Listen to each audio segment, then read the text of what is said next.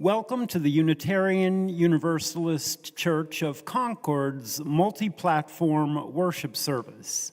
My name is Dan Fry. My pronouns are he, him, and his, and I am your worship associate today. Thank you for joining us this morning for our service titled The Dignity of Labor. We are an inclusive church where we support each other on our own and our shared spiritual journeys. We celebrate diversity of lifestyles and religious beliefs. We embrace the beauty within each of us, yet acknowledge the imperfections that make us human. In other words, you are all welcome, and I am glad we can be together, both online and in person.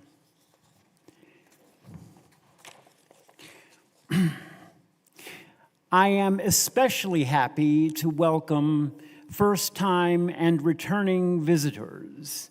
If you are a visitor, we hope you will find us a community eager to welcome you and respectful of the path that has brought you here this morning.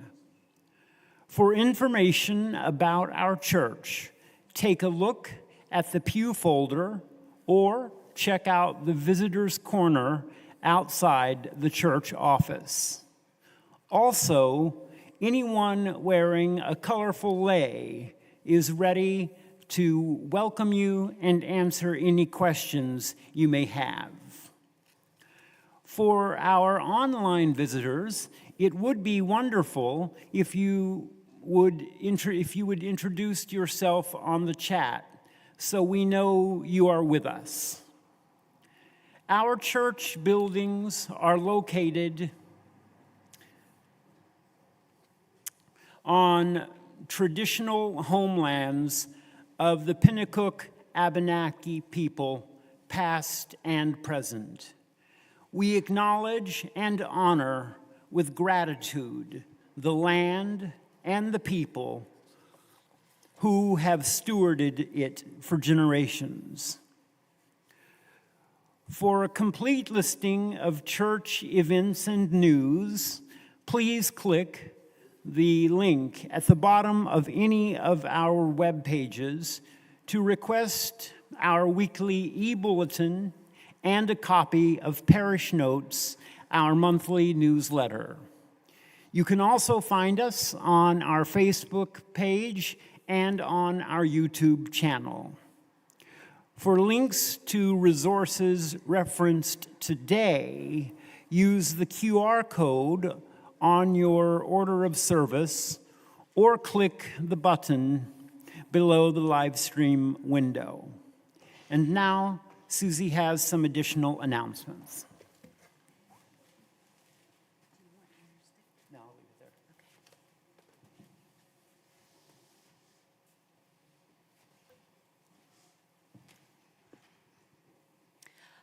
Following the service today, social time will take place in the courtyard. And at 11:30, Lee Powers and Bianca Rivera-Berry will lead the Teaching Garden workshop, and you can meet them outside. Next Sunday is our annual water communion service, which will honor the diverse stories that join us together. Please bring a small amount of water that has blessed you this summer, directly or symbolically.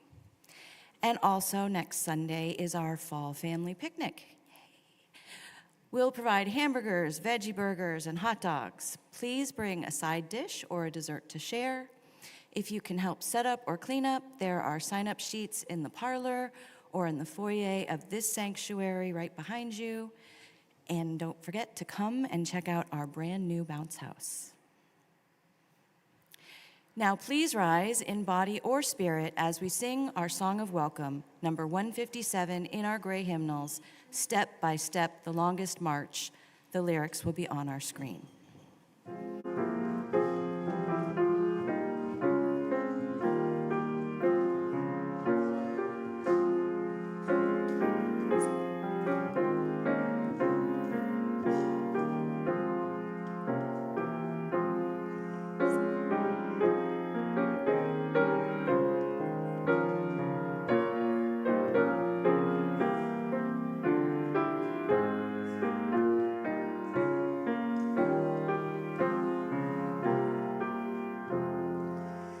Step by step, the longest march can be won, can be won. Many stones can form an arch, singly none, and by union with we will can be accomplished still. Drops of water turn a mill, singly none, singly none. Please remain standing and join me in the words of our covenant found on our screen. Love is the spirit of this church and service its call. Let this be our covenant, to dwell together in peace, to seek the truth in love, and to help one another. Whoever you are, wherever you are on your life journey, come. Let us worship together. Please be seated. Each week, we light our chalice to set this time apart and to mark it as sacred. If you are at home and you have a candle or a chalice ready, I invite you to light it now as Brian lights our our chalice in the sanctuary.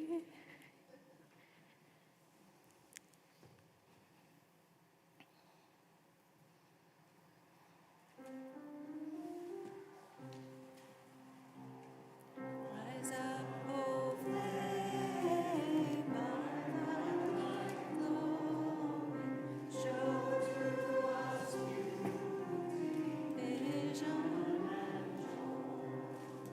Rise up, O flame, rise up, O flame, show to us glory, show to us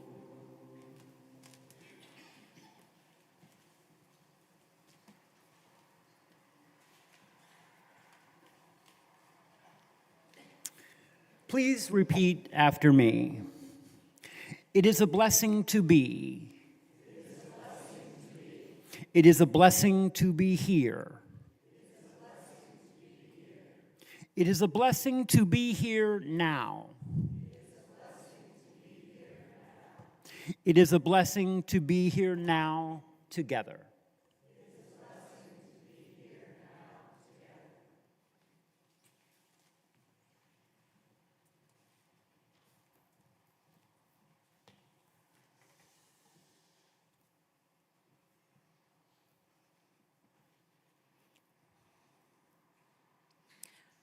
Brothers and sisters, good morning and happy Labor Day. Thank you for joining me today to talk about the dignity of working for a living and to wonder if unions still have relevance in a 21st century economy. As we round the first quarter of the 21st century, I believe that there are two vastly different visions of working for a living. These visions aren't particularly unique to the present time, but there is a new spin on them which reflects the myriad changes to work today. There are those who view working people as a commodity. Workers are not considered as full human beings, and in fact, many industries and technologies are seeking to isolate and replace them altogether. The alternative vision is that workers are partners whose humanity adds value to the work being done.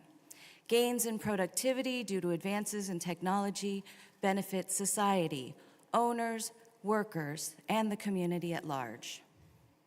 And so with these visions in mind, I offer this prayer for Labor Day by Megan Visser.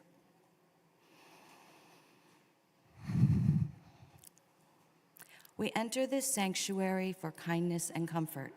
May rough, worn hands and aching backs be healed. We enter this sanctuary of hope for equality. May those who labor to survive live to know justice. We enter this sanctuary of love and vocation. May our bonds of solidarity be strengthened. We enter this sanctuary of courage and friendship. May we proceed hand in hand toward freedom. Please rise in body or spirit as we sing Solidarity Forever The words will be on the screen.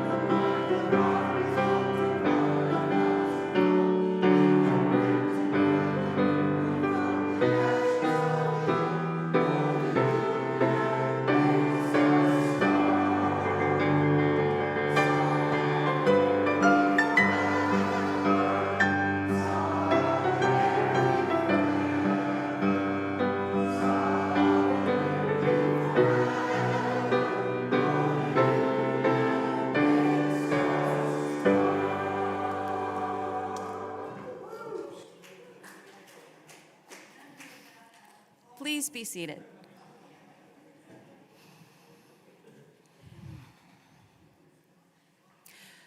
We now turn to the joys and the sorrows we carry individually and as a community. Will you take a breath with me? As we surrender to this moment, let us notice our body resting, grounded, supported by the earth. And as the piano begins to play, you are invited to come forward, light a candle or place a stone at the table to your right, or add a note to the Holding Our Grief wheel. And if you wish, come to the microphone, tell us your name, and share briefly from your heart so that the congregation can hold you in love.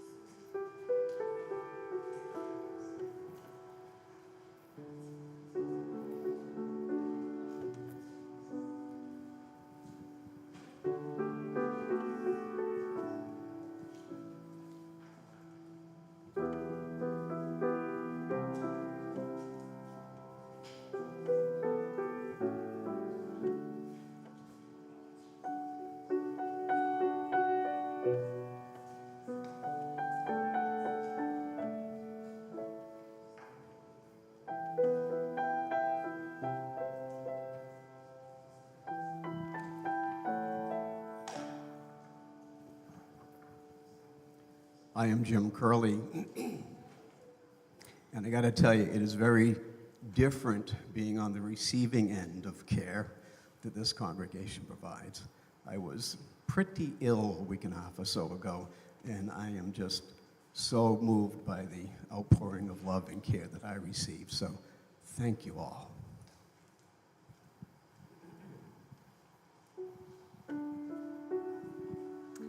My name is Krista Robichaud, and I'm up here for two purposes. One, Betsy Kennedy asked me if I would light a candle for her dad, who had a bad fall this week. So if you could think of Betsy and her dad, that's appreciated. And then I'm also up here because I am celebrating my best friend's aliveness, as she says. She, last year at this time, had just finished her last chemotherapy appointment, and she's had her year up follow-up, and she is cancer-free. So I'm very, very happy about that, and comes at a good time because it's also the year anniversary of my mom's passing, so it's good to think of positive things.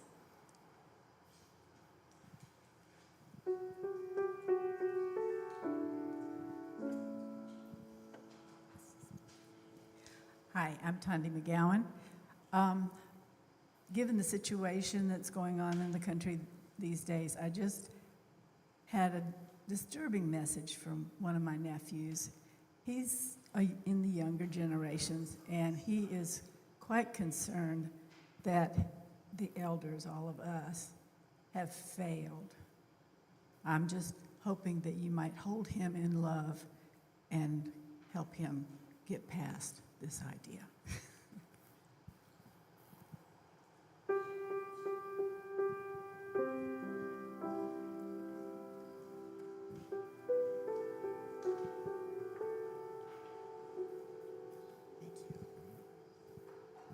I'm Patty Bass.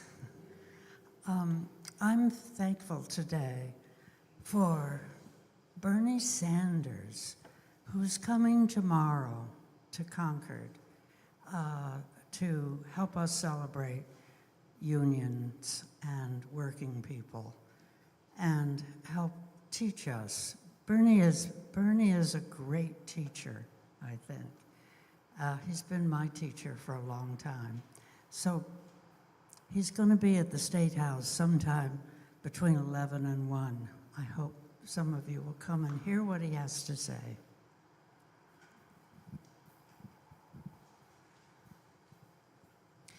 I now invite Judy to light one more candle on behalf of those who are not with us today or who chose to remain seated.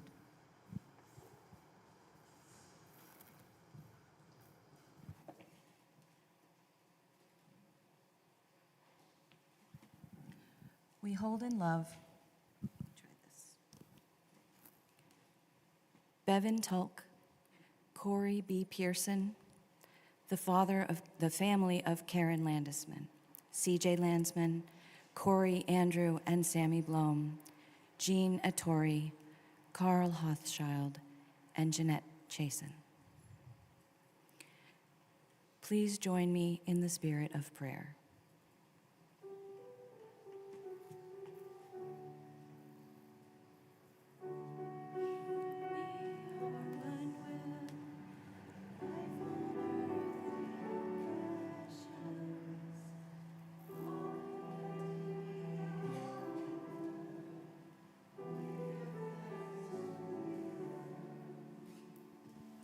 All connected, we are one web. Life on earth we hold precious. All connected, we are one web.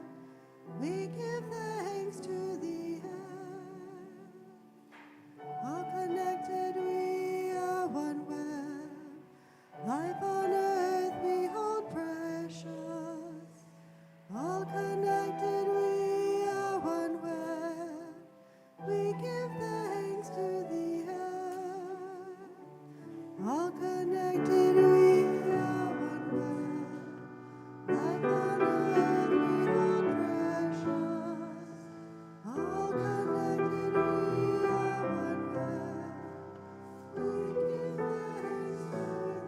thanks to the air.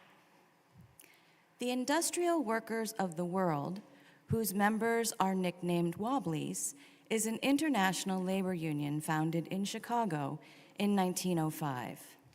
One of the IWW's most important contributions to the labor movement and broader push for social justice was that when founded, it was the only American union to welcome all workers into the same organization, including women, immigrants, African Americans, and Asians. The IWW promotes the concept of one big union and contends that all workers should be united as a social class to supplant exploitative capitalism and wage labor with workplace democracy.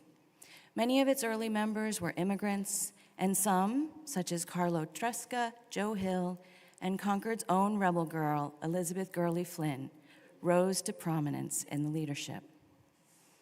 Our reading today is an excerpt from a speech by Elizabeth Gurley Flynn on January 31st, 1914, given in New York City before the New York Civic Club Forum. She said, "What is a labor victory? I maintain that it is a twofold thing. Workers must gain economic advantage, but they must also gain revolutionary spirit in order to achieve a complete victory.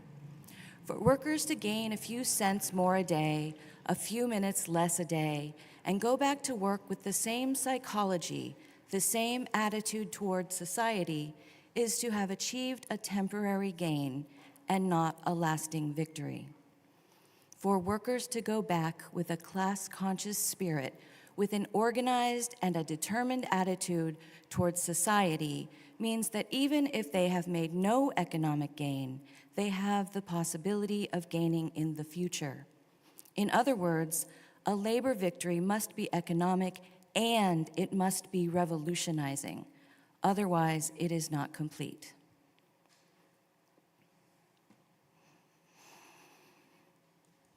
Our next song, "The Preacher and the Slave," was written by IWW organizer Joe Hill in 1910.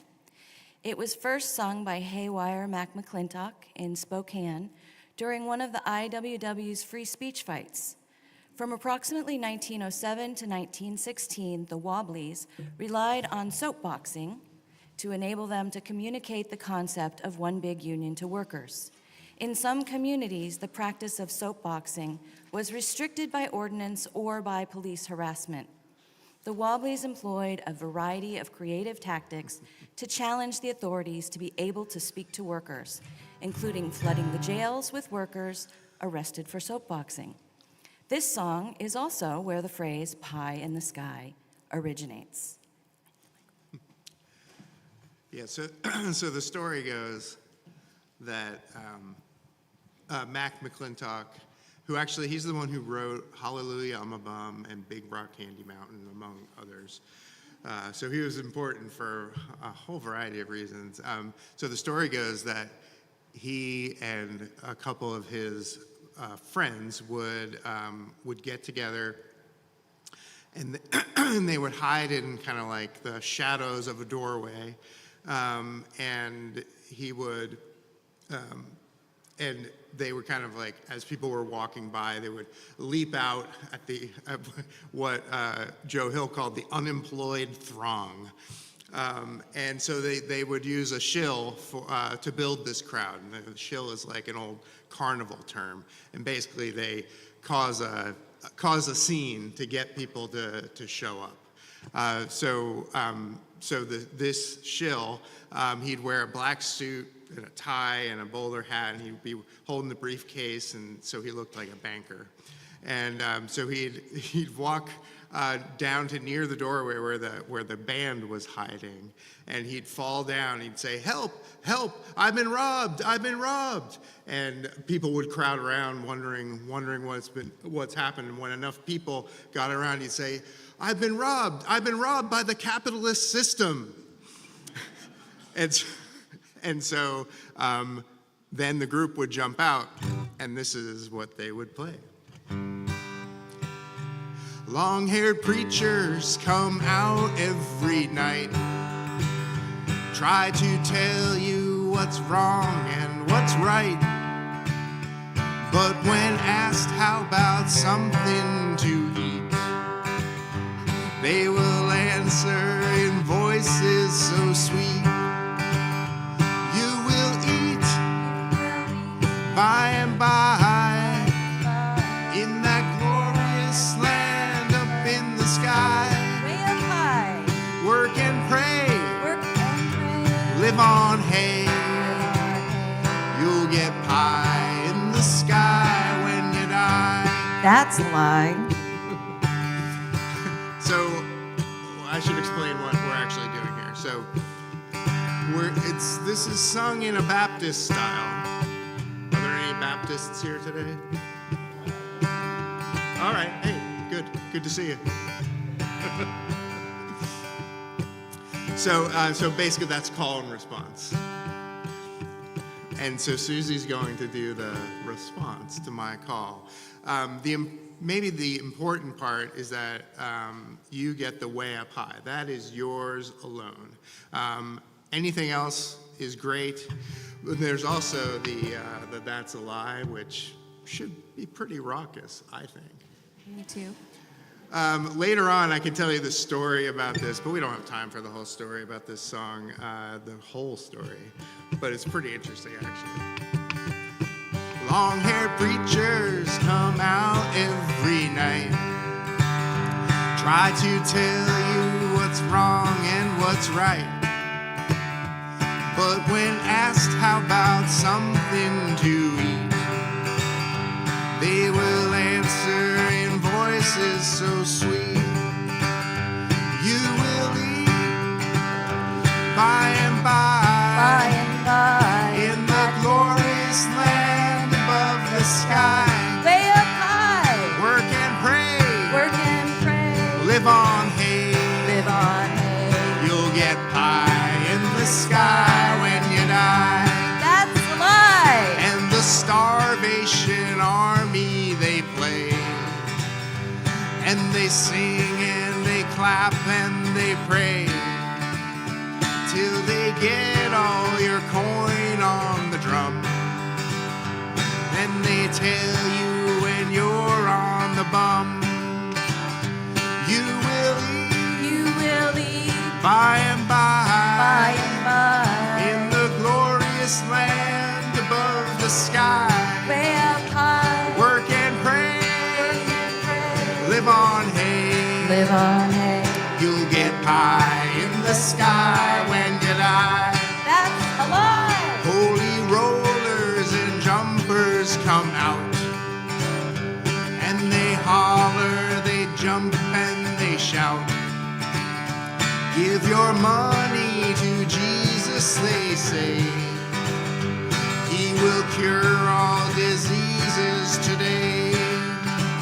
And you will eat You will eat by and by by, and by. in the glorious land above the sky. Work and pray, Work and pray. live on hay.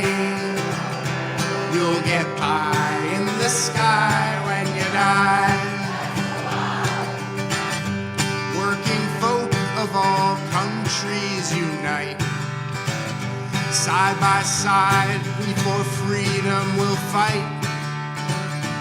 When the world and its wealth have we gained, to the grafters we'll sing this refrain. Now this is different, okay?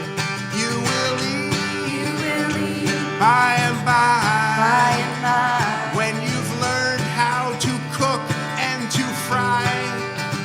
You chop some wood, Chop some wood. it'll do you good. It'll do you good.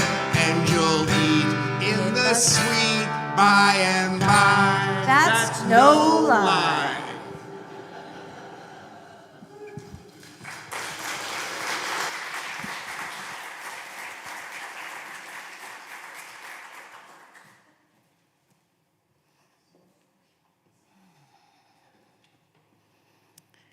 So, let us fast forward 100 years and talk about working for a living in the 21st century. It's a very different world than the one Elizabeth Gurley Flynn and Joe Hill lived in, isn't it? I mean, they were organizing hobos and people working in manufacturing under horrific conditions, and now people can work from a desk at home. How is work even comparable to 100 years ago? Well, economic stratification is again reaching Gilded Age levels. Immigrants and women's rights are still under attack. Child labor is on the rise. Wage theft is one of the leading crimes committed in the U.S., with over $1.5 billion recovered between 2021 and 2023 for workers underpaid by employers. Gig jobs and contract work don't include benefits like pensions or health insurance and require a driver's personal vehicle and insurance. And people who work from home end up working around the clock rather than leaving their jobs at the end of a shift.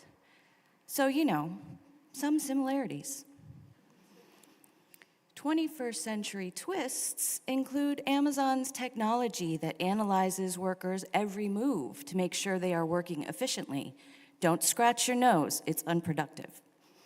Drone delivery, self-checkout scanners, and even more ways to put the cost of doing business off the company onto the worker or the consumer or the taxpayer. Private equity firms buy companies like Joann's Fabrics, Red Lobster, or Toys R Us and strip them of assets before shuttering them. Really, the more things change, the more they stay the same. So on this Labor Day weekend, I'd like to propose that wobbly-style union organizing needs a resurgence. As Elizabeth Gurley Flynn said, workers need economic gain, but more importantly, we need a class-conscious, determined feeling of solidarity. We need revolutionary spirit. The economic gains that unions brought to the working class in the mid-20th century were exactly the results promised by the IWW and other union organizers decades before they were realized. The growth of unions spurred unprecedented gains for working people, including rights and protections on the job. Millions of families were lifted out of poverty, and for more than 50 years, that prosperity extended beyond union members and made the lives of people who work for a living healthier, safer, and more hopeful than any period in history ever. When the working class prospers, we all prosper. The rising tide lifts all boats. And to be fair, the rise of unions did include a lot of revolutionary spirit. I love Eleanor Roosevelt's quote in a speech to the United Nations. "Where, after all, do universal human rights begin? In small places close to home, the factory, farm, or office where we work. Unless these rights have meaning there, they have little meaning anywhere." The rising power of the working class led to other popular movements which have changed our country and our lives, changes sparked by revolutionary spirit. Many people believe that the social divisions of today stem from a backlash against perceived overreach by policies supporting the working class. I would argue that the first wave of the attack was on revolutionary spirit in the form of the Smith Act and the Communist Party trials. In fact, in 1951, Elizabeth Gurley Flynn herself was sentenced to 3 years in prison for conspiring to teach and advocate violent overthrow of the government. I argue she wasn't advocating overthrow of the government, but of the economic system, which for many in power is the same thing. But the effect of the Red Scare, as unions were becoming more powerful, was to drive a wedge between the economic gains of workers and the revolutionary spirit that had brought it about. The demonization of communism and socialism caused unions to de-emphasize and even disavow the class solidarity upon which they were built. To be sure, there were other factors, but I believe that these attacks were directly aimed at Revolutionary Spirit. One local example of worker solidarity overcoming corporate greed is from Market Basket several years ago. You might remember. The board of directors wanted to leverage the company's assets in order to give themselves a big bonus. So the workers in stores picketed to shame them into not putting the company into debt to line the shareholders' pockets. Well, do you know who won't cross a picket line? The Teamsters, even when the picketing workers were not unionized. And who drives the trucks that deliver products to Market Basket? Teamsters again. The pickets and boycott foiled the board's plan because worker solidarity is a powerful tool when wielded strategically. Today, union organizing has adapted to the new economy, and many unions have gotten creative to reignite revolutionary spirit. Organizing campaigns at Starbucks began with a baristas Facebook group. Unions partner with local worker centers to support campaigns in traditionally non-unionized industries like fast food chains and hard-to-organize places like southern states. Unions have joined with environmental organizations to demand green industries include union jobs. And unions have supported immigrant organizations to expose exploitative practices and help workers organize to protect themselves from abuses that frankly sound like they come from a Sinclair Lewis novel. Teachers' unions have educated their members about racist and sexist tactics used to sow division and weaken solidarity, as well as support members' efforts to help kids and families in the communities in which they work.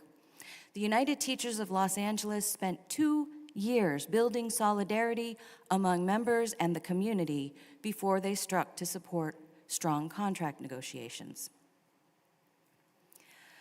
I don't want you to think that I don't realize that unions are human institutions and as such have human flaws. Some absolutely do. But I also believe that unions are crucial to reestablishing a sense of solidarity throughout the working class.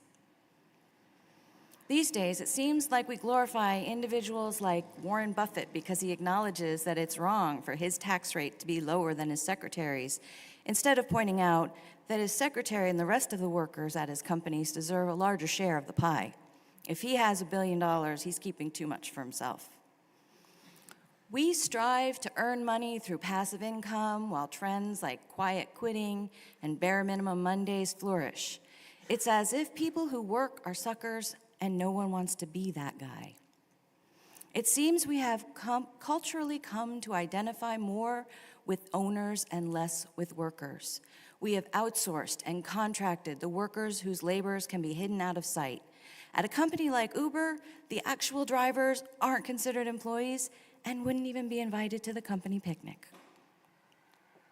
So I'd like to close today with an appeal to honor the dignity of people who work for a living. It is we who plowed the prairies, built the cities where they trade, dug the mines and built the workshops, endless miles of railroad laid. Our lives, our bodies, and our welfare are not a commodity to be traded for a few dollars. We who work for a living are the working class. We are proud of our work and we deserve fair compensation and respect. The working class is the cornerstone of national prosperity, and we are the people upon whom greatness depends. For food, for shelter, for art and sport, for innovation and inspiration. Workers are the foundation. We need to kindle our revolutionary spirit. May it be so.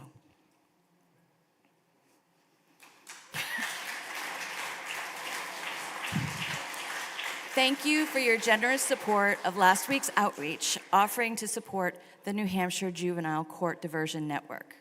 Today's community plate supports the nonprofit New Hampshire Rivers Council, dedicated to our rivers and bringing together the people who love them.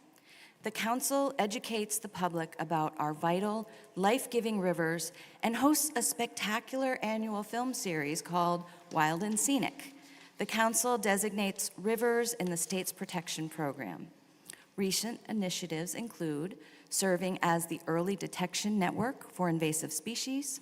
A watershed restoration project removed 4 dams to support one of the state's highest quality population of wild brook trout, and addressing stormwater runoff by creating rain gardens with plantings to remove pollutants. Our morning offering will now be gratefully received.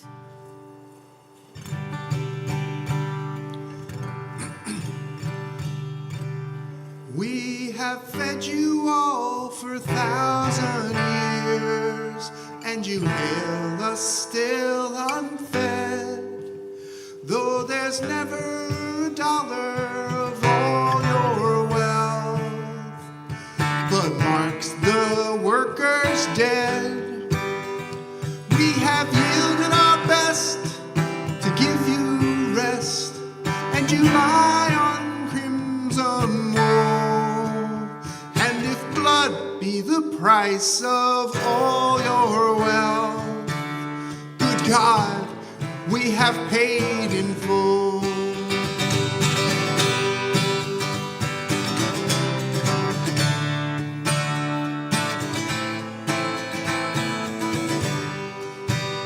There is never a mine blown skyward now, but we're buried alive for you. No, there's never a wreck drifts shoreward now, but we are its ghastly crew. Go reckon our dead by the forges red and the factories where we spin. And if blood be the price of your cursed wealth, well, good God, we have paid it in.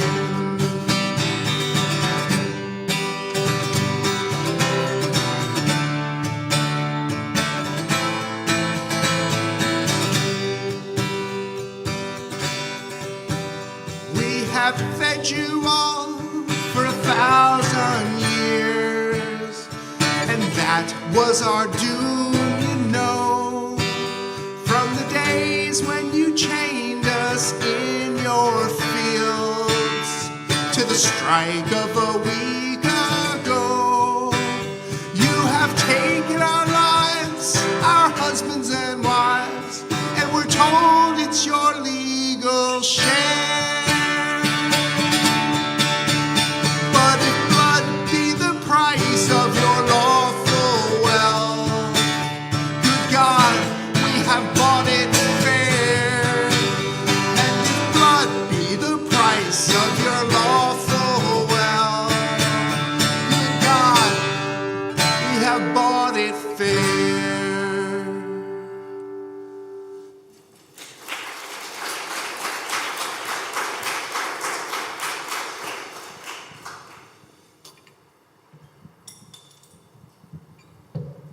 May we be transformed by our giving, and may the world be transformed by our gifts.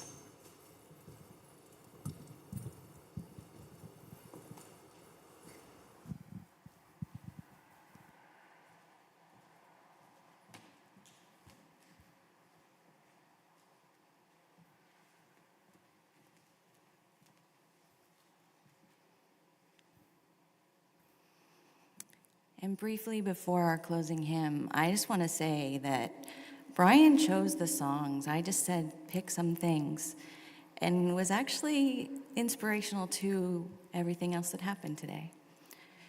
So for our closing hymn, please rise and body your spirit. We'll build a land.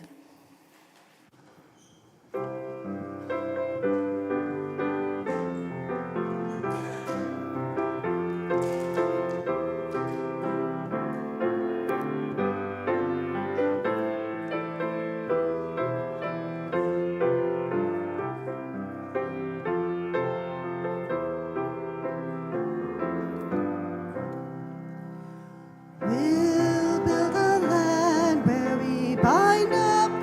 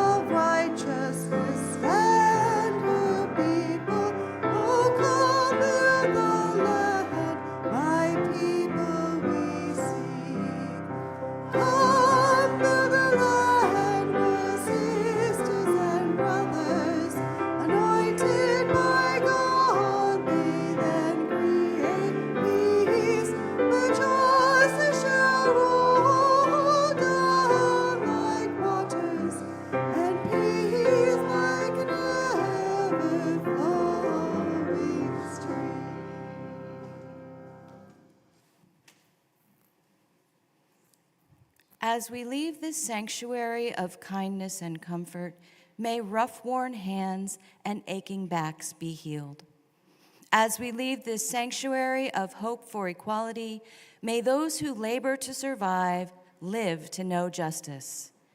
As we leave this sanctuary of love and vocation, may our bonds of solidarity be strengthened.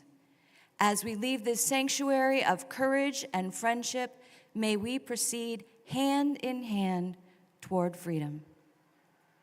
I now invite you to extinguish your chalice at home as Brian extinguishes our chalice here in the sanctuary.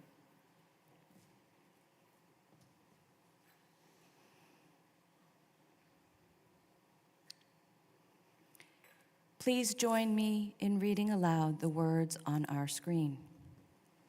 We extinguish this flame, but not the light of this faith we share, the warmth of community, or the fire of commitment. These we carry in our hearts until we are together again. Now, please join me in singing our unison benediction.